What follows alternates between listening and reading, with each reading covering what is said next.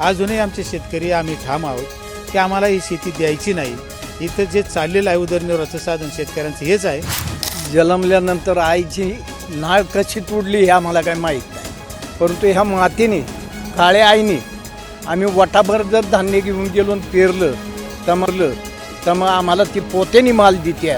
त्यामुळे ही नाळ आमचा तोडण्याचा सरकारने जर प्रयत्न केला तर आम्ही सरकारला जशात तसे उत्तर द्यायला तयार आहे। विमानतळाला त्या ठिकाणी 1.5 कोटीचा बाजार जाहीर केलेला आहे। तुमचेच काही लोक विमानतळाच्या बाजूने असल्याचं सांगितलं जातंय। शेतकऱ्याला शेती घेता येते आणि ह्या लोकांनी जमिनी घेतल्या इथल्या गैरकायदे सगळे तोडून, आणि मग हे लोक जे काय असतील बोटावर मोजण्यासारखे तर ते तिथे खेट्या मारतात की आम्हाला द्यायचे 4 गुंठे 5 गुंठे अशा जमिनीत। आणि मग जर 8,000 फुटाच्या उंचीपर्यंत इथल्या प्लेनला जायला परमिशनच नसेल तर मग तुम्ही डायरेक्ट नेणार कसे? आर्किटेक्चरनी सांगावं ना, शासनाने सांगावं हे शक्य आहे का? भले तज्ज्ञ आहेत ते सांगतात हे शक्य नाही। नमस्कार, स्टार महाराष्ट्र न्यूज चॅनलमध्ये आपणा सर्वांचं स्वागत आहे। आपण पाहिलं तर गेली 10 वर्षापासून पुरंदर आंतरराष्ट्रीय विमानतळाचा घोळ अद्यापही मिटलेला दिसत नाही। एकीकडे सरकार 1.5 कोटीचा बाजारभाव देऊन शेतकऱ्यांची संमती घेण्याचा प्रयत्न करत आहे, तर दुसरीकडे आजही शेतकरी स्थानिक नागरिक या प्रकल्पाला विमानतळाला विरोध करताना आपल्याला पाहायला मिळते। जिल्हाधिकाऱ्यांनी आजपासून खात्यामध्ये 1.5 कोटी रुपये जमा करण्याचं त्या ठिकाणी सांगितले। आपण जर पाहिलं तर या ठिकाणी पारगावमधील सर्व ग्रामस्थ या ठिकाणी जमलेले आहेत। नमस्कार, स्टार महाराष्ट्र न्यूजमध्ये आपलं स्वागत आहे। नमस्कार साहेब, आपण जर पाहिलं तर गेली 10 वर्षापासून एकीकडे सरकार विमानतळ करायचा प्रयत्न करते आणि दुसरीकडे तुम्ही तुमच्या मुद्द्यावर ठामात। का नेमके तुम्ही ठामात? आम्ही 2016 पासून या प्रकल्पामध्ये आमची भूमिका शेतकऱ्यांची काय हे सतत प्राधान्याने मांडलेली आहे। आज अखेरपर्यंत 10 वर्षात आम्ही शेतकऱ्यांनी कुठलाही शब्द बदललेला नाही की आम्ही ना रेटसाठी भांडतोय ना फॅसिलिटीसाठी ना ते त्यांच्याकडून काय आम्हाला मिळावं त्याच्यासाठी आम्ही भांडत नाही। आमचं भांडण एकच आहे की इथे हे पुरंदर उपसामुळे 25,000 हेक्टर क्षेत्र आहे, त्याच्यामधलं एक क्षेत्र येते आणि सरकारने घोषित केलेले की एक क्षेत्र संपूर्ण बागायत आहे आणि 2013चा कायदा सांगतोय जर बागायत क्षेत्र असेल तर तिथे प्रोजेक्ट कुठलाही घेण्यात येऊ नये आणि बागायती क्षेत्र त्याच्यात गुंतवू नये। या मुद्द्यावर आम्ही भांडतोय की आमची बागायती शेती ती आमची घेऊ नका, शेतकरी त्याच्यावर उदरनिर्वाह करतात। याच्यासाठी आमचं भांडण प्राधान्याने आहे आणि याच्यासाठी आम्ही सरकारला 2013चे कायदे 70% लोकांचा जर विरोध असेल तर ते कुठल्याही प्रकारचा प्रोजेक्ट तिथे करण्यात येऊ नये अशा प्रकारचा शेतकऱ्यांच्या बाजूने कायदा आहे। हे सगळे शासनाचे कायदे आहेत, शासनच पाळत नाही। एकही कायदा आमच्या बाजूने आहे असं दाखवत नाही आणि त्याच्यामुळे आम्हाला ही रस्त्यावरची लढाई 10 वर्ष झालं करावी लागत आहे। अजूनही आमचे शेतकरी आम्ही ठाम आहोत की आम्हाला ही शेती द्यायची नाही। इथं जे चाललेलं आहे उदरनिर्वाहाचं साधन शेतकऱ्यांचं हेच आहे। शेतकरी त्या भूमिकेवर ठाम आहे। शेतकरी असामान्य माणूस आहे, शेती करणारा आहे, परंपरागत आहे। अचानक तुम्ही पैसे देणार आणि त्याला वेगळा उद्योग व्यवसाय करायला त्याला शक्य नाही। आता जर हे पाडलं त्यांची घरं जमीन घेतल्या आणि त्याच्यावर बुलडोजर फिरवला, उद्या जायचं कुठे हा प्रश्न या लोकांच्या पुढे। ह्या प्रश्नाचं उत्तर ना शेतकरी कलेक्टर देत नाही, कुठले मंत्री देत नाही, मुख्यमंत्री देत नाही, कुणीही या प्रश्नाचं उत्तर देत नाही। पैसा म्हणजे अंतिम आहे का? या शेतकऱ्याला जीवन जगण्यासाठी त्याची जमीन महत्त्वाची आहे, राहण्यासाठी घर महत्त्वाचं आहे आणि अन्न वस्त्र निवारा ह्याच्यावर शासन काम करतं आहे आणि आमचं अन्न हिसकून घेत आहेत, आमचा निवारा हिसकून घेत आहेत आणि मग जगायचं कसं हा प्रश्न आमच्या शेतकऱ्यांच्या पुढे। हे सहन न झाल्यामुळे आमचे 2 शेतकरी एकाला अटॅक आला की नुसते ड्रोन पाहिल्यामुळे आमचे शेतकरी गेले, एका शेतकऱ्याने आत्महत्या केली आणि हे शेतकऱ्यांच्या वाट्याला येऊ नये म्हणून आमचा हा लढा आहे। तुम्ही विमानतळाला विरोध करण्यासाठी कोर्टामध्ये गेलात, कोणत्या मुद्द्यावरती आपण कोर्टामध्ये गेलात? काय केलेलं आहे की शासनाने सुरुवातीला 1A ही जागा सिलेक्ट केली, आपण जिथे उभे आहोत याला 1A जागा असं शासनाने त्यांच्या प्रोजेक्टमध्ये म्हटलेलं आहे। सुरुवातीला ही जागा निश्चित केली, NOC दिली। NOC देताना इथे NDA आहे 36 किलोमीटरवर, त्यांचं प्रॅक्टिसचं एअरपोर्ट आहे। मग त्यांनी आठ घालून दिलेली शासनाला की 8,000 फूट उंचीवरती इथलं जे प्लेन येईल कार्गोचं असेल ते डायरेक्ट 8,000 फूट उंचीवर नाही, कारण NDAची ही एअरपेस सरावाची आहे आणि मग जर 8,000 फुटाच्या उंचीपर्यंत इथल्या प्लेनला जायला परमिशनच नसेल तर मग तुम्ही डायरेक्ट नेणार कसे? आर्किटेक्चरनी सांगावं ना, शासनाने सांगावं हे शक्य आहे का? भले तज्ज्ञ आहेत ते सांगतात हे शक्य नाही। ह्या मुद्द्यावर आम्ही कोर्टात गेलो की तुमचीच अट आहे आणि तुम्ही पुन्हा इथे विमानतळ करायला निघालाय, ह्या अटीचं निर्लेखन कशा पद्धतीने केलं ह्याचं एक एक्सप्लेन द्या। एकीकडे आपण जर पाहिलं तर जागा सुद्धा बदलली होती, नक्की काय जागेबद्दल कोर्टाकडे त्यांनी काय स्पष्ट भूमिका मांडली का?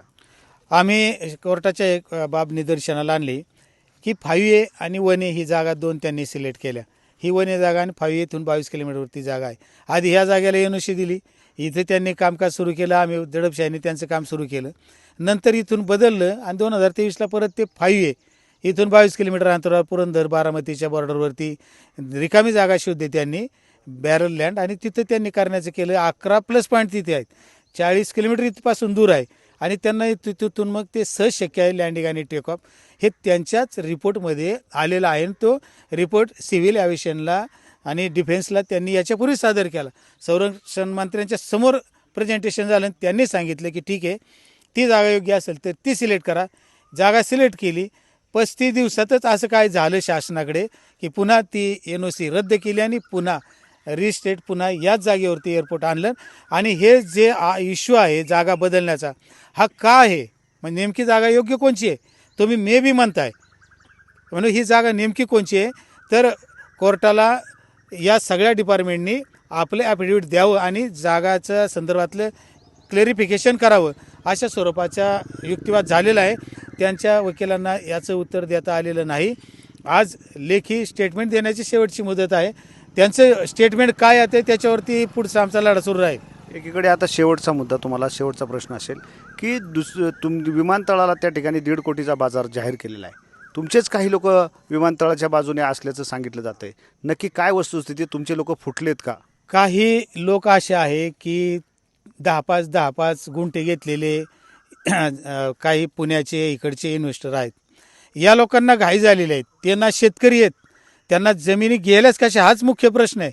शेतकऱ्याला शेती घेता येते आणि ह्या लोकांनी जमिनी घेतल्या इथल्या गैर कायदे सगळे तोडून, आणि मग हे लोक जे काय असतील बोटावर मोजण्यासारखे तर ते तिथे खेट्या मारतात की आम्हाला द्यायचे 4 गुंठे 5 गुंठे अशा जमिनीत.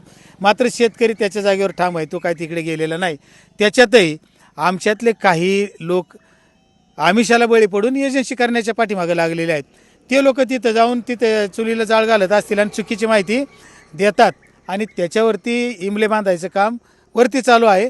आणि एवढे लोक आले तेवढे लोक आले, तुम्हाला प्रत्यक्षात दिसेल की शेतकरी तिकडे फिरकत पण नाही, शेतकरी जातही नाही. आणि आम्ही माहितीच्या अधिकारात माहिती मागितली, किती लोकांच्या संमती आहेत, त्यांच्या आम्हाला झेरॉक्स प्रती द्या, तर देण्यात आली नाही. आताही आम्हाला माहिती मागितली तर देणार नाहीत की नक्की शेतकरी किती आले, किती जणांचे झालेले आहेत करारपत्र. हे सगळं दिशाभूल करायचं आणि लोकांच्या संभ्रम निर्माण करायचा आणि अशा प्रकारची स्टेटमेंट द्यायची आणि लोकांनी पळत यावं काहीतरी चुकीचा निर्णय घ्यावा पाठीमागच्यासारखं असे झाले. पण लोक आता शहाणे झालेले शेतकरी, त्यांना कळून चुकलेलं आहे. ही 1.5 कोटी द्या, आणखी काय द्या, आमची मागणी तर पैशाची नाहीच आहे. परंतु ही पुण्याच्या जवळ असलेली, विद्येचं माहेरघर असलेली, सगळ्या बाजारपेठा उपलब्ध असलेली ही जागा आहे. याच्यानंतर असली जागा या शेतकऱ्यांना कुठेही उपलब्ध होणार नाही, हे मत त्यांना पटलेलं आहे आणि त्याच्या भूमिकेवर ते ठाम आहेत.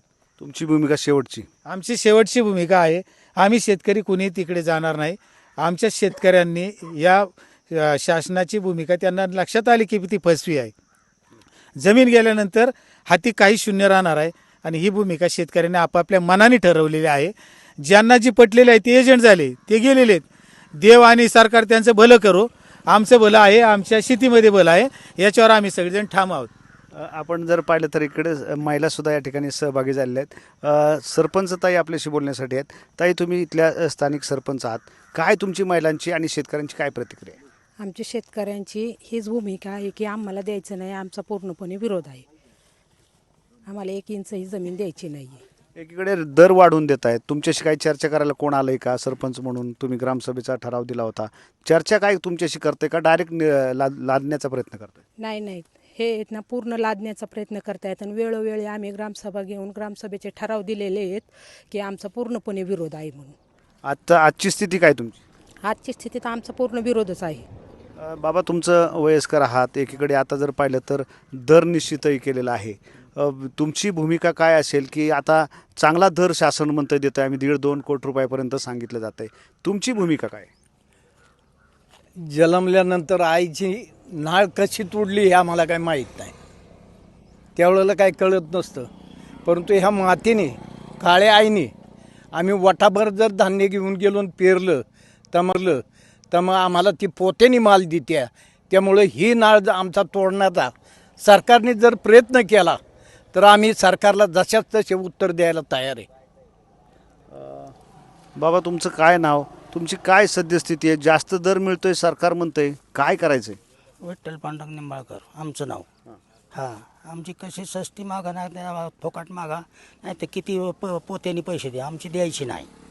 हां, आम्हाला ह्याच्यावरती जगायची. हां, तुमची काय प्रतिक्रिया आहे? आमची प्रतिक्रिया अशी आहे की आम्ही शेतकरी मंडळी आहे, सगळे शेतकरी असल्यामुळं सगळे झाडं झुडपं हिरी बारबा ह्याचं पाणी पुरंदर ऊसाचं पाणी हे सगळं शेतीमध्ये फिरवलेलं आहे. काय आमचा ठामपणे ह्या विषयाला विरोध आहे.